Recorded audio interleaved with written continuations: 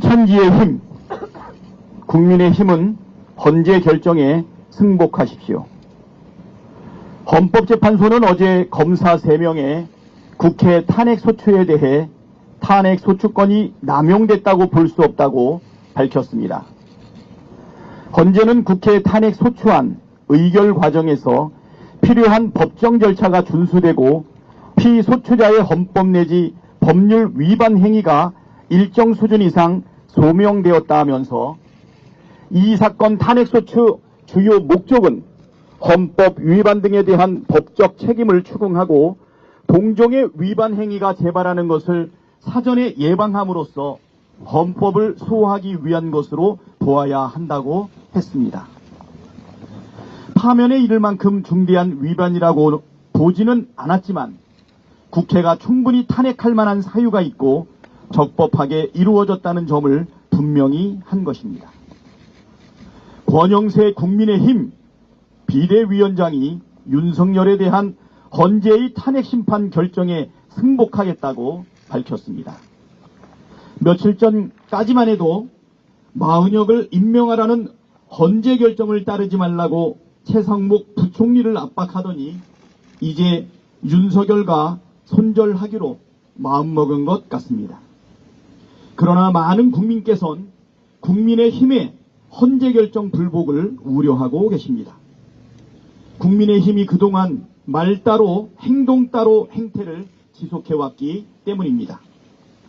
지난 11일 권성동 원내대표가 여당은 헌재를 압박하는 행위는 하지 않겠다고 했지만 그 말이 무색하게 82명의 소속 의원들이 탄핵반대 탄원서를 내고 의원 수십 명이 헌재 앞에 우르르 몰려가 헌재를 겁박했습니다. 권영세 위원장은 정치가 법의 테두리를 넘어서는 안 된다고 했지만 헌재를 때려 부숴야 한다고 선동한 서천호 의원을 감싸고 있고 윤상현 의원은 의원 총사퇴니 국회 해산이니 하며 연일 헌재를 따로 겁박하고 있습니다. 말 따로, 행동 따로, 지도부 따로, 의원들 따로, 무슨 따로 국법입니까?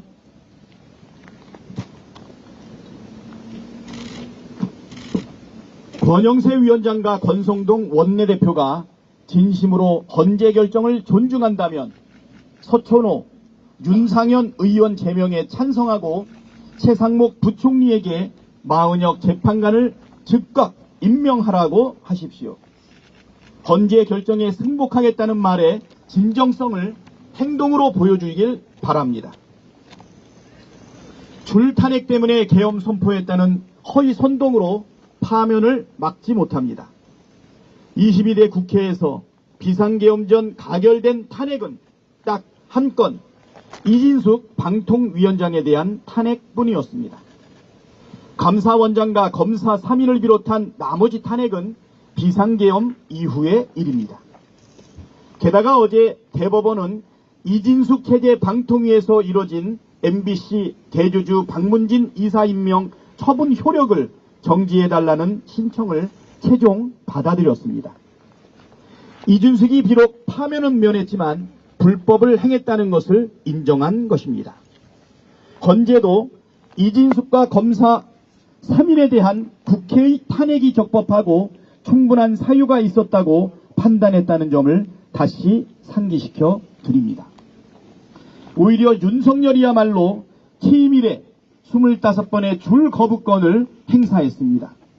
이승만 이후 가장 많은 거부권을 행사했고 인사청문보고서 채택 없이 임명을 강행한 번만 30번, 장차관의 국회 불출석은 120번이 넘습니다.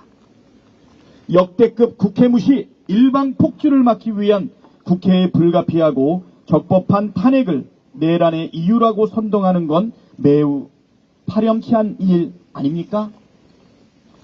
헌법만 읽어봐도 탄핵이 비상계엄의 요건이 전혀 안 된다는 사실을 초등학생도 쉽게 알 수 있습니다. 거짓말을 반복하면 국민이 계몽될 거라고 착각하는 모양인데 그것은 국민을 목매한 존재로 여기는 태도입니다. 허위 선동과 억지 주장 말고 겸허하게 파면 결정을 기다리길 권합니다. 헌법을 중대하게 위반한 윤석열은 파면을 피할 수 없습니다.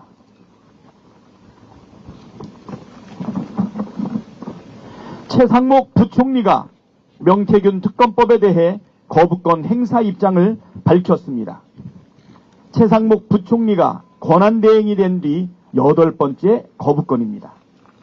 명태균 특검법은 내란의 원인이 된 명태균 게이트를 수사하는 법안인데 이를 거부한 것은 명시적으로 최상목 부총리 자신이 내란 공범임을 임명한 것입니다. 헌재 결정에도 위법한 행위를 일삼은 죄, 내란 수세를 계속 방해한 죄, 국회 권한을 심각하게 침해한 죄값을 반드시 치르게 될 것입니다. 극우 세력의 지지를 얻어 대권주자로 나서는 헛된 꿈을 꾸고 계신 것 아닙니까?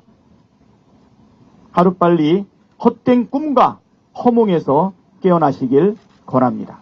이상입니다.